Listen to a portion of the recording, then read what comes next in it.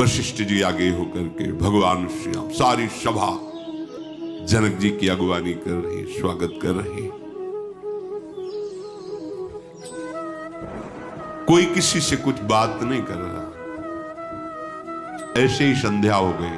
प्रेमियों की यही दशा, न जनक जी कुछ बोल पा रहे, न इधर से कोई बोल पा रहा। सभा विसर्जित हुई, अपने अपने स्थलों में, पड़ाव में सब रुके।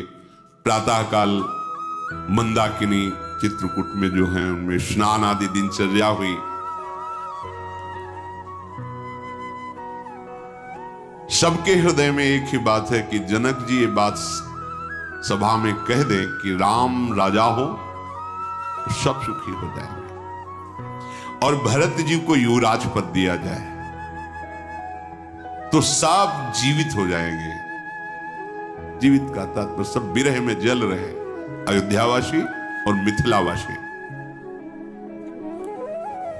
सबके हृदय में कि हे भगवान, जनक जी की बुद्धि में ऐसी प्रेरणा कर दो कि वे घोषणा कर दें राम राजा होंगे, भरत युवराज होंगे, सब सुखी हो जाएंगे। सब सभा में आकर के विराजमान हुए, जो जैसे जहां बैठना चाहिए। रघुनाथ जी तो बहुत संकोची स्वभाव है, प्रेम के समुद्र है, सरल स्वभाव, गुणों के समुद्र। सब श्री राम जी को देख रहे, पूरी सभा चकोर की भांति। प्रेम मगन तेहि समय सब सुनियावत मिथुलेश, सहित सभा संभ्रम उठ्यो रघुकुल कमल दिनेश। अब जनक जी अपने स्थान से सभा में सब खड़े हो गए। परम ज्ञानी, परम महात्मा, जब परमहंस शिरोमणि सुखदेव जी जिनको गुरु माने हैं, उनके ज्ञान की महिमा क्या। और इधर वशिष्ठ जी परम ज्ञानी और ज्ञान का साक्षात लक्ष्य ब्रह्म राम, ऐसी सभा को क्या। बड़े बड़े ऋषि सब जनक जी का आदर कर रहे हैं।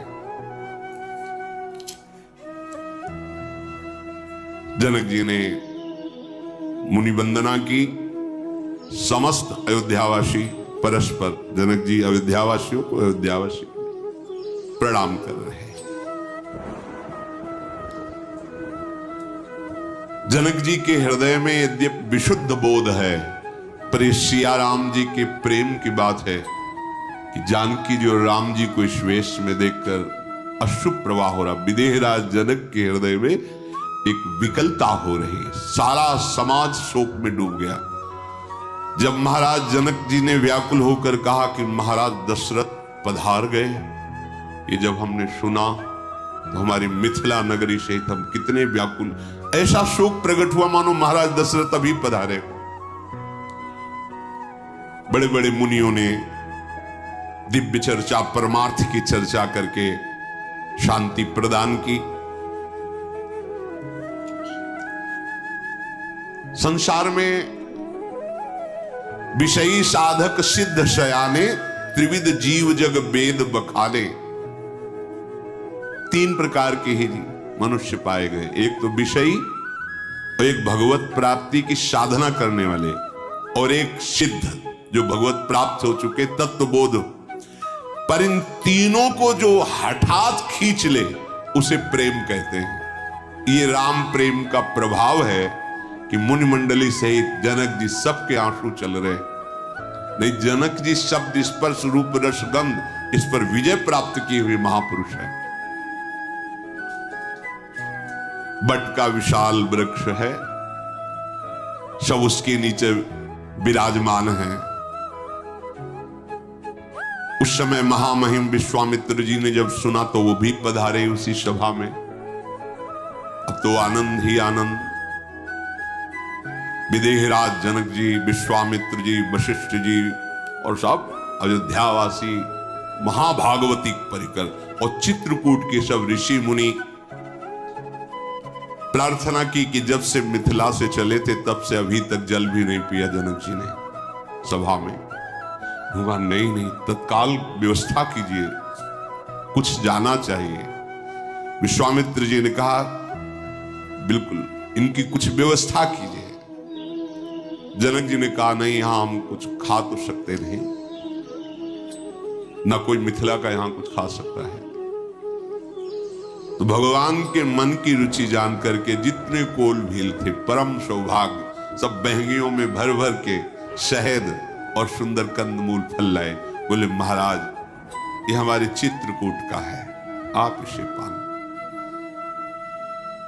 जनक जी उनको कृतार्थ करने के लिए थोड़ा सा शहद, थोड़ा सा जल, थोड़ा सा फल, ऐसे सब ने पाया।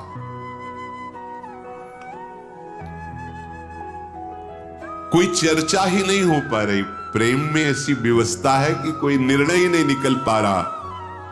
4 दिन बीत गए, रोज आके सभा बैठती, पर सब प्रेम मगन हो जाते हैं। किसी की हिम्मत ही नहीं पड़ती कि आगे के विषय पर बोला जाए। पर सबके हृदय में एक ही बात है कि सिया राम के बिना हम लौटेंगे नहीं।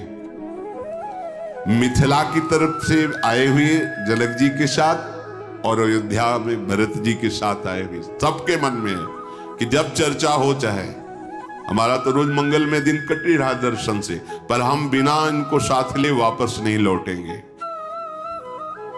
और अगर वो साथ नहीं चलेंगे तो हम सब मिथिलावासी और अयोध्यावासी इनके साथ रहेंगे। करोड़ों स्वर्ग सुख है इनके साथ के सामने। समझो यदि हमें प्रिया प्रीतम का साथ मिल जाए, पर आप चाहते कहां प्रिया प्रीतम का साथ, आप तो संसार के भोग चाहते हैं। इसीलिए आपको समझ में नहीं आ रहा परमानंद किसे कहते हैं, भगवदानंद किसे कहते हैं, क्योंकि विषयानंद को ही आपने सर्वस्व मान लिया। थोड़ा तो उठो आप। अब जो कह दे कि हम गृहस्थ में, तो क्या गृहस्थ, ये देखो जनक जी महाराज विरक्त के गुरु हैं। सुखदेव जी जैसा कोई विरक्त हुआ है क्या? गर्भ से ही वैराग्यवान, लौट के मुख नहीं देखा अपनी मां का और पिता का। और पिता कौन है? भगवान व्यास देव जी।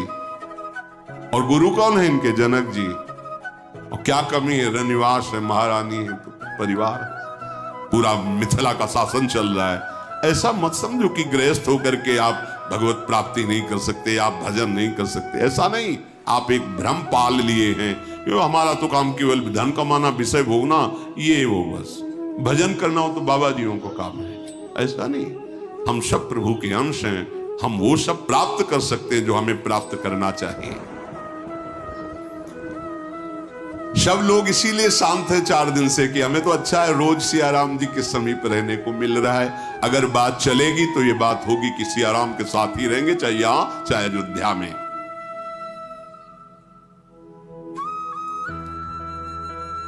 सुनैना जी अपने विचार को एक दासी से कहा